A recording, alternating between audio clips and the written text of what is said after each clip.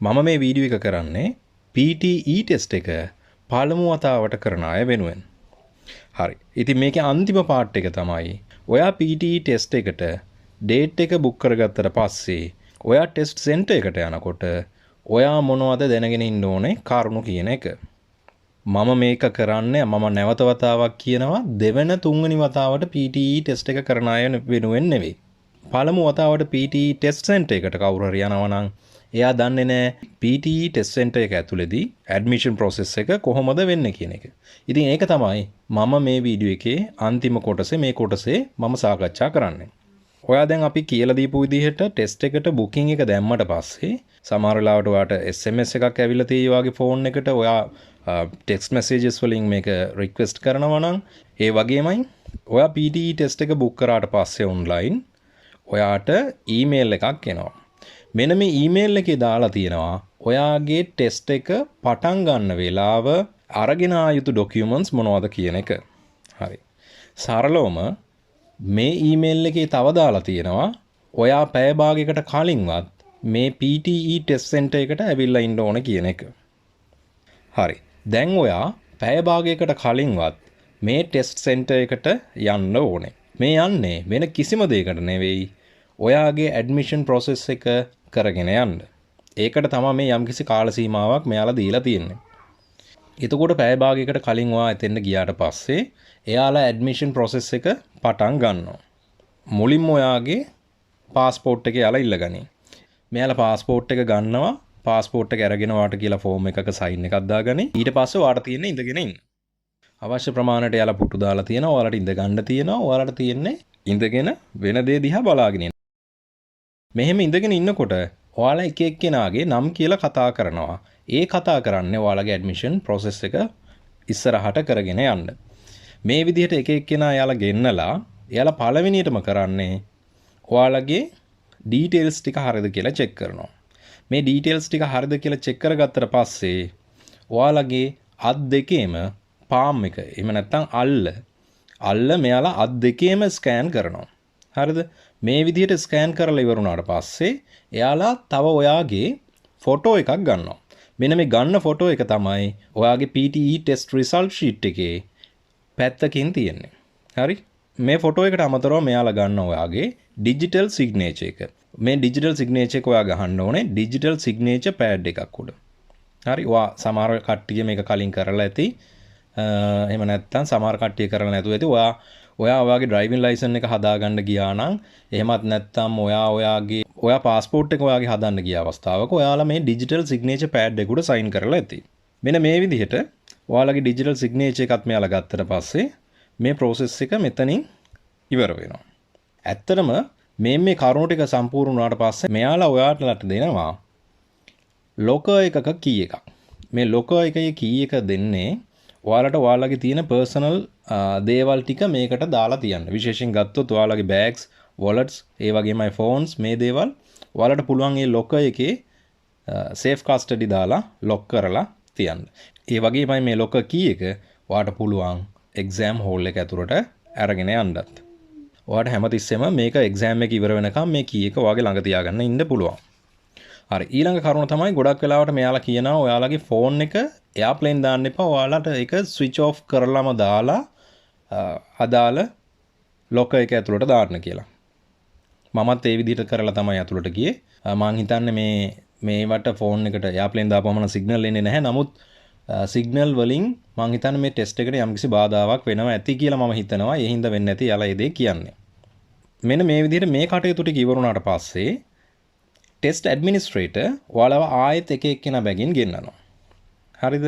මේ විදිහට එක එක්කෙනා බැගින් අන්තිම වතාවට ඔයාලව ගෙන්නන්නේ ඔයාගේ සාක්කු ෂර්ට් එකේ සාක්කු ෂර්ට් එකක් හෝ ටී-ෂර්ට් එකක් ඇඳගෙන ඉන්නවා නම් ටී-ෂර්ට් එකේ සාක්කු එහෙම නැත්නම් ෂර්ට් එකේ සාක්කු ඔයාලා අපිට කියනවා එළියට අරගෙන පෙන්නන්න කියලා. ඒ වගේමයි කලිසමේ සාක්කු ඔයාලා කියනවා එළියට අරගෙන පෙන්නන්න කියලා. ඒ වගේමයි කකුල් දෙකේ අපි හිතමු සපත්තු දෙකක් දාලා ඉන්නවා නම් ඔයාලගේ කලිසම පොඩ්ඩක් උඩට උස්සලා සොක්ස් දෙකේ කෙලවර වාටිය දක්වා උඩට උස්සලා පෙන්නන්න කියලා කියනවා. මේ විදිහට කියන්නේ ඔයාලා යම්කිසි වංචාවක් කරයි කියන සැකය ඇතුව. හරි? ඒ නිසා මම නම් කියන්නේ කිසිම දෙයක් අරගෙන යන්න ඕනේ නැහැ. මේ PTE ටෙස්ට් එක කියන්නේ ඇත්තටම ලොකු අමාරු ටෙස්ට් එකක් නෙමෙයි. හරියට ඔයා ප්‍රැක්ටිස් කරලා තියෙනවා නම් ඔයාට මේක හරි සිම්පල් එක්සෑම් එකක්. හරි. ඒත් එක්ක මට කියන්න අමතක වුණ කරුණක් තියෙනවා. මම ඔයාලට කිව්වනේ ඇඩ්මිෂන් ප්‍රොසෙස් එක පටන් ගන්නකොට මෙයාලා ඔයාලගේ පාස්පෝර්ට් එක මුලින්ම ගන්නකොට ඔයාලට දෙනවා ලීෆ්ලට් එකක් වගේ එකක්. හරිද? මෙන්න මේකේ තියෙන්නේ එක්සෑම් එක ගැන තියෙන කරුණු. ඔයාගේ මයික් කොහොමද සෙට් වෙලා තියෙන්න ඕන? ඔයාගේ හෙඩ්සෙට් කොහොමද සෙට් වෙලා තියෙන්න ඕන? ඒවා ප්ලග් වෙලා තියෙනවද? එතකොට ඒවා කොහොමද ටෙස්ට් කරන්නේ? මයික් හෙඩ්සෙට් කොහොමද ටෙස්ට් කරන්නේ? මේ කරුණු තියෙනවා මෙන්න මේ ලීෆ්ලට් එක වගේ දෙන කොලේ. මේකේ තවදුරටත් සඳහන් කරලා තියෙනවා ඔයාලා එක්සෑම් සෙන්ටර් එක ඇතුළේදී එහෙම නැත්නම් එක්සෑම් එක අතරතුරදී ඔයාලා කරන වැරදි. විශේෂයෙන් අනිත් කට්ටියත් එක්ක කතා කරනවා නම් එහෙම නැත්නම් ඔයා යම්කිසි වංචාවක් කරනවා නම් මේ දේවල් කරොත් ඔයාට එක්සෑම් එක තහනම් කරනවා. එහෙම නැත්නම් ලියන්න දෙන්නේ නැහැ කියන එකත් මෙන්න මේකේ තියෙනවා. මේකත් හොඳට කියවලා තේරුම් ගන්න එක හොඳයි ඔයාලට එක්සෑම් එකට යන්න කලින්. ඉතින් මට මේක අමතක වුණු කාරණා නිසා මම මේක දැන් මතක් කරලා කිව්වේ. ඔන්න ඔය දේවල් මතක තියාගෙන ඉන්න ඕනේ. ඊට පස්සේ මම කලින් කිව්වා වගේ ඔයාලගේ සාක්කු හැම චෙක් කරලා යාලා බැලුවට පස්සේ ඔයා එක්සෑම් එකට සිට් කරන්න රෙඩි. එතකොට මම දැකපු දෙයක් මම අත්දැකපු දෙයක් වගේමයි මම එතනදී දැකපු දෙයක් තමයි බොහොමයක් දෙනා කියන්නේ මම යනකොට ඇවිල්ලා හිටපු කට්ටියත් එහෙමයි මමත් එහෙමයි මුලින්ම මෙතෙන්ට යනකොට බොහොමයක් දෙනා මෙතෙන්ට ඇවිල්ලා ඉන්නේ නිකන් එක්සෑම් එකට බයේ වගේම ටිකක් චකිතයකින්.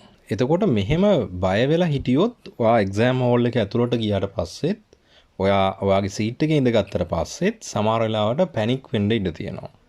ඒ නිසා මම ඔයාලට කියන්නේ ඔයා පුළුවන් නම් එතන ඉන්න කට්ටියත් එක්ක ටිකක් සුහද වෙලා ඒ පරිසරයට ටිකක් හුරු වෙන්න try කරනවා නම් ඒක ටිකක් වටිනවා. ළඟ ඉන්න කෙනෙක් එක්ක ෂේප් එකේ හයියෙන් කතා කරන්න බෑ එතන. මම කියන්නේ එක්සෑම් හෝල් එකකින් එළියේ ළඟ ඉන්න කෙනෙක් එක්ක පොඩ්ඩක් ෂේප් එකේ chat එකක් දාලා අඳුරගෙන පොඩ්ඩක් සුහදශීලී වුණොත් ඔයාට අර තියෙන ප්‍රෙෂර් එක පොඩ්ඩක් අඩු වෙන්න ඉඩ තියෙනවා. හරි. මේක මේ මම පාවිච්චි කරපු ට්‍රික් එකක්. මම නම් කරේ එතන ඉන්න හැමෝමත් එක්ක ටිකක් සුහදශීලීව hina වෙලා කතා කරලා පොඩක් මගේ මානසික මට්ටම මම හදාගත්තා. එතකොට ඔයාලට යම්කිසි පහසුවක් දැනේවි. ඇතුළට ගියත් හරි මම මේ දන්න කට්ටිය අතරේ මම මේ ඉන්නේ කියලා පහසුවෙන් ඔයාට ඔයාගේ එක්සෑම් එක කරගෙන යන්න හැකියාවක් ලැබෙවි. හරි.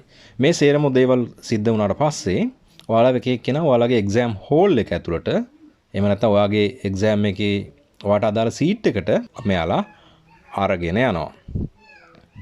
ඊට පස්සේ සියලුම දෙනාට ටෙස්ට් ඇඩ්මිනිස්ට්‍රේටර් ආයෙත් වරක් බ්‍රීෆින් එකක් දෙනවා. මේකෙදි මේ ටෙස්ට් එක සම්බන්ධව සහ මේ ටෙස්ට් එකේදී ඔයාලා කරන්න පුළුවන් වැරදි සම්බන්ධයෙන් තමයි මේ බ්‍රීෆින් එක දෙන්නේ. හරිද? එතකොට මේ බ්‍රීෆින් එක දීලා ඉවර වුණාට පස්සේ මෙයා පර්සනලි ඔයාලට විශ් කරලා ඔයාලගේ මයික් සහ හෙඩ්සෙට් චෙක් කරගන්න එක්සෑම් එක පටන් ගන්න කියලා එයා ඔයාලට විශ් කරලා ඔයාලට එක්සෑම් එක පටන් ගන්න අවස්ථාව ලබා දෙනවා. මට කියන්න අවශ්‍ය වුණේ මෙන්න මේ කරුණු ටික තමයි.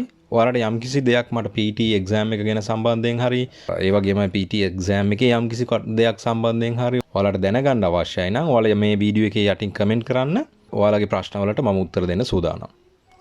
හරි. එහෙනම් මගේ වීඩියෝ එකත් එක්ක එකතු වෙලා හිටපු ඔයාලා හැමෝටම හොඳින් PTE එක්සෑම් එක කරන්න හැකියාව ලැබේවා කියලා මම ප්‍රාර්ථනා කරනවා. අපි ආයෙත් දවසක තවත් වීඩියෝ එකකින් හමු වෙමු. ඔබට සුබ දවසක්.